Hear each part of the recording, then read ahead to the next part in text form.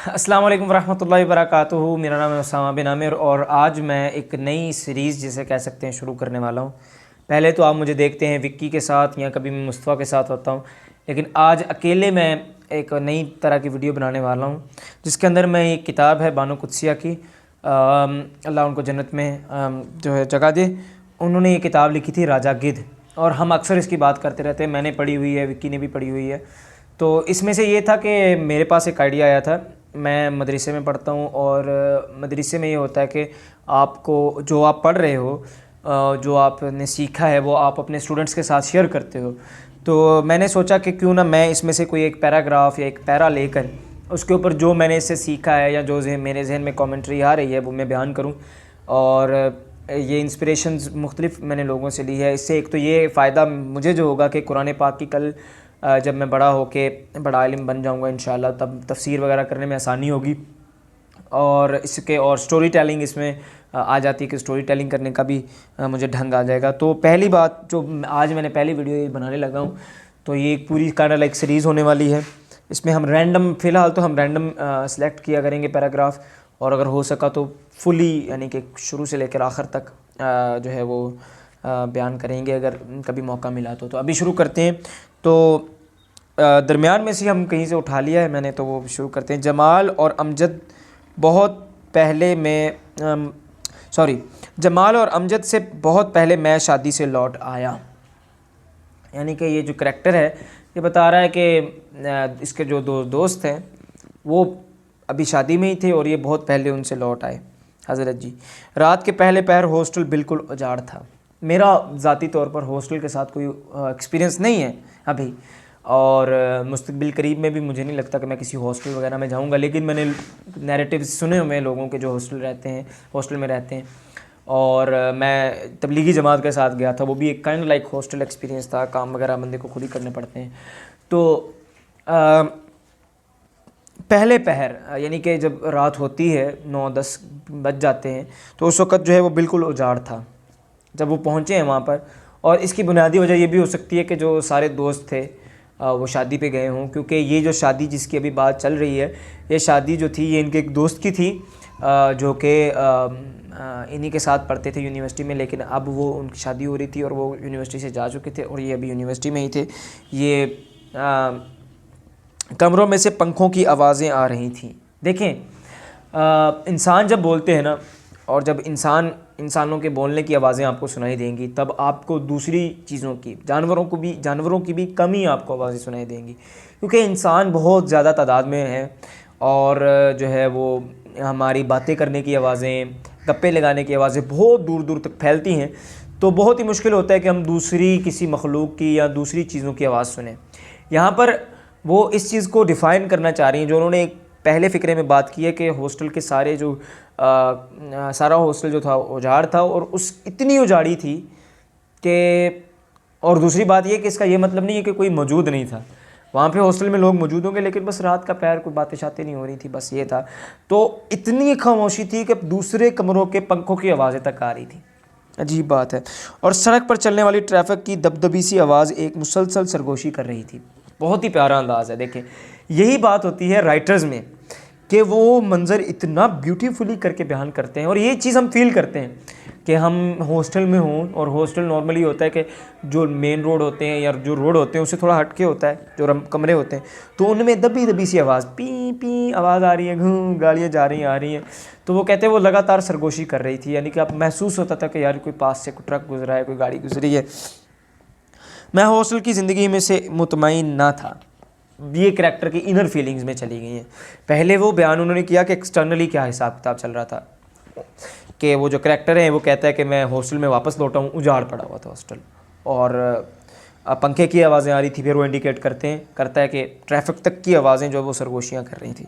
अब वो इंटरनली ले गया इस बात को। अब वो कहता है कि जी मैं कॉलेज की ये जो हॉस्टल की ज़िंदगी से इससे मुतमईन नहीं था, यानी कि मुझे मज़ा नहीं आ रहा था। मैं बस पता नहीं क्यों हॉस्टल में मौजूद था, बस चल रहा था काम। अपने कमरे में पहुंच कर मैंने फिर दिल ही दिल में फ़ैसला किया कि इन कलील छुट्टियों में मुझे कैसे पढ़ाई करनी चाहिए। वो हॉस्टल के कमरे में पहुँचे हैं और एक बुरा सीन चल रहा है कि किसी की शादी हो रही है और वो शादी नहीं होनी चाहिए थी, जहाँ तक मुझे लगता है, जो हमें इस वक्त सिनेरियो ये, तो फिर हम स्पॉइलर देना शुरू कर देंगे अदरवाइज़। लेकिन वो ये कि वो बंदा खुश नहीं है। ये बंदा जो अभी बात कर रहा है, सीधा नज़र आ रहा है हमें, ही इज़ नॉट हैप्पी, और वो इंटरनली डिस्टर्ब्ड है। चाहता ये है कि भैया बस इत्मीनान कोई नहीं है, और प्रॉब्लम्स पे प्रॉब्लम्स हैं, और सेटिस्फेक्शन नहीं है। तो फिर स्टडी करने का भी मज़ा नहीं आता, और कुछ भी करने का मज़ा नहीं आता। जब आपके अंदर सेटिस्फेक्शन, जब आप सेटिस्फाइड ही नहीं है, तो कुछ भी आप करेंगे तो उसमें मज़ा नहीं आएगा। तो ये उसकी एक सिचुएशन है कि वो बेचारा कंसंट्रेट नहीं कर पा रहा, और फिर ये है कि स्टडी भी करना पड़ती है और पढ़ना भी पड़ता है, तो kind like a difficult situation उसके लिए है। तो दिल ही दिल में उसने फ़ैसला किया कि थोड़ी सी जो छुट्टियाँ आ रही हैं भैया, इसमें ना हम स्टडी कर लेंगे। ये भी इंसानी फितरत होती है कि फ़ारिग वक्त जब उसको लगता है कि फ़्यूचर में किसी, यानी मुस्तकबिल में कभी वो फ़ारिग होने वाला है, तो बहुत सारी चीज़ें प्लान कर लेता है। मेरे साथ ऐसा हुआ है, मैं मदरसे में था, तो एक काइंड लाइक बाउंड्री थी, मैं ज़्यादा काम नहीं कर पा रहा था, क्रिएटिव या दूसरे काम नहीं कर पा रहा था। तो मैंने जो है ना डायरी पे और इधर उधर बहुत सारी चीज़ें सोची और लिख ली कि भाई ये करेंगे। लेकिन अब आप देखें, हालात ये है कि सिर्फ यूट्यूब कर पा रहा हूँ मैं। तो ये होता है कि इंसान मुस्तकबिल में थोड़ा सा भी खाली वक्त देख कर अपने हाल की प्रॉब्लम्स को उस पर डाल देता है, और उस वक्त भी कुछ नहीं कर पाता। तो यही वो करना चाह रहे हैं। क्या मैं भाई के पास चला जाऊं? क्या कसूर में दिल जमी से पढ़ाई हो सकती है, या फिर मुझे नया टाइम टेबल बनाकर यहीं हॉस्टल में रहना चाहिए? यानी कि जैसे ही उसने बात शुरू की कि भाई स्टडी करनी चाहिए, पढ़ना चाहिए, तो ये क्वेश्चंस आना शुरू हो गए जहन में। हालांकि देखिए, जो बंदा करना चाहता है ना, जो कोई बंदा काम करना चाहता है, उसको फ़र्क नहीं पड़ता, सीधी बात है, कि वो किस माहौल में है, मिठे चौल है नहीं है, बस वो शुरू कर देता है काम। और ये इस तरह के क्वेश्चंस का, जहाँ तक मेरा ख़्याल है, जहन में आना इस बात की दलील होती है कि आप रेडी नहीं हैं, आप करना नहीं चाहते, वरना आप शुरू कर चुके हुए होते। और एक अपने दिल को दिलासा देने के लिए आप कह रहे होते हो यार कि मैं अच्छी सी एक जगह ढूंढूंगा, वहाँ पे जहाँ शांति होगी, वहाँ पे सुकून से बैठ के पढ़ना शुरू करूँगा। हालांकि वो बस आप अपने आप को टरखा रहे होते हैं। नया टाइम टेबल बनाना, ये सारी चीज़ें जो है ना, ये सारी आप टरखाने वाली चीज़ें हैं, प्रोक्रेस्टिनेशन वाली चीज़ें हैं। यानी कि वक्ती तौर पर ये जाहिर करना कि यार मैं कुछ कर रहा हूँ, और हमारा ब्रेन इससे इंस्पायर होता है कि यार हाँ यार तुम कुछ कर रहे हो, बेस्ट। ये इंस्टाग्राम, टिकटॉक, ये इस तरह के ऐप्स हम क्यों चलाते हैं? क्योंकि इसमें हमें लग रहा होता है कि हम वर्क कर रहे हैं, हालांकि हम कोई काम नहीं कर रहे होते। हमारे ब्रेन को पता नहीं होता कि हम कुछ भी नहीं कर रहे हैं, हालांकि हमें लग रहा होता है हम बहुत कुछ कर रहे हैं। तो वो इस तरह के क्वेश्चंस में उलझे हुए हैं, जो करैक्टर है उसमें उलझा हुआ है कि यार मैं पढ़ूँ, रहने दूँ, कैसे पढ़ूँ, और मुझे पढ़ना चाहिए तो मैं मामू के पास चला जाता हूँ, भाई अमजद के पास चला जाता हूँ जो उसके बड़े भाई हैं, कसूर चला जाता हूँ। यानी मुख्तलिफ़ ख़यालात जहन में आ रहे हैं, और कन्फ्यूजन ज़ाहिर हो रही है, करैक्टर की इंटरनल कन्फ्यूजन यहाँ से ज़ाहिर हो रही है।